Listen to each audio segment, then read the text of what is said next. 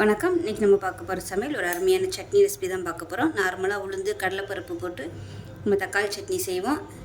இந்த சட்னிக்கு அது தேவையில்லை. அது இல்லாமல் வேறு 2 பொருள் சேர்த்து சூப்பரான சட்னி எப்படி செய்யலாங்கிறத பார்க்கலாம். ஒரு கடாய் எடுத்துக்கலாம். தேவையான அளவுக்கு எண்ணெய் சேர்த்துக்கலாம்.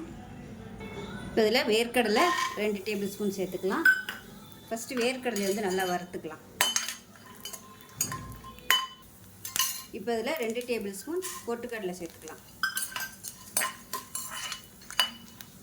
இப்போ இதில் 2 டேபிள் ஸ்பூன் துருவன தேங்காய் சேர்த்துக்கலாம்.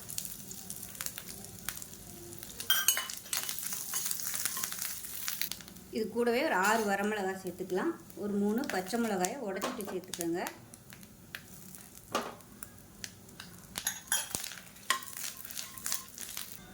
சின்ன சின்ன பல்லாக பூண்டு வந்து ஒரு 7 பல் சேர்த்துக்கலாம். பெருசாக இருந்துச்சுன்னா ஒரு 3 சேர்த்துக்கோங்க. ஒரு கொத்து கருவேப்பிலை சேர்த்துக்கலாம். இப்போ சின்ன துண்டு புளி சேர்த்துக்கலாம். புளி சேர்த்து லேசாக ஒரு பரட்டிட்டு இது வந்து வேறு பவுலுக்கு மாற்றிக்கலாம். இப்போ அதே கடாயில் கொஞ்சமாக எண்ணெய் விட்டுக்கலாம். மீடியம் சைஸாக ஒரு பெரிய வெங்காயம் நீளமாக இருக்கிறத சேர்த்துக்கலாம்.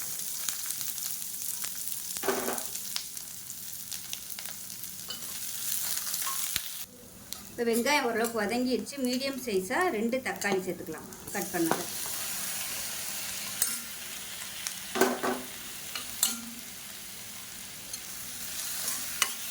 உப்பு சேர்த்துக்கலாம். இப்போ தக்காளி நல்லா வதங்கிடுச்சு. இப்போ மல்லி இலை சேர்த்து லேசாக ஒரு பரட்டி விட்டுக்கலாம். மல்லி இலை சேர்த்து ரொம்ப வதக்க வேணாம். அவ்வளோதான், அமர்த்திடலாம். ஆறுனதுக்கப்புறமா அரைச்சிக்கலாம். ஃபஸ்ட்டு வறுத்ததெல்லாம் மிக்சியில் போட்டு வச்சுருக்கேன். ஃபஸ்ட்டு இதை வந்து ஒரு சுற்றிட்டு அதுக்கப்புறமா இதை சேர்த்து அரைச்சிக்கலாம்.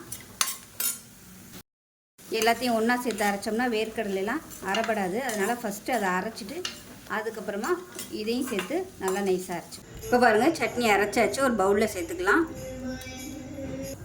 இப்போ எப்பயும் போல் கடுகு, உளுந்து, வரமிளகா, கருவேப்பிலை போட்டு தாளிச்சதை கொட்டிக்கலாம். சூப்பரான சட்னி ரெடி ஆகிடுச்சு. செஞ்சு பாருங்கள். செஞ்சு பார்த்துட்டு எப்படி வந்துச்சுங்கிறத சொல்லுங்கள். வீடியோ பிடிச்சிச்சின்னா லைக் பண்ணுங்கள், கமெண்ட் பண்ணுங்கள், சேனலை சப்ஸ்கிரைப் பண்ணுங்கள், பக்கத்தில் பெல் பட்டனையும் ப்ரெஸ் பண்ணுங்கள். நன்றி.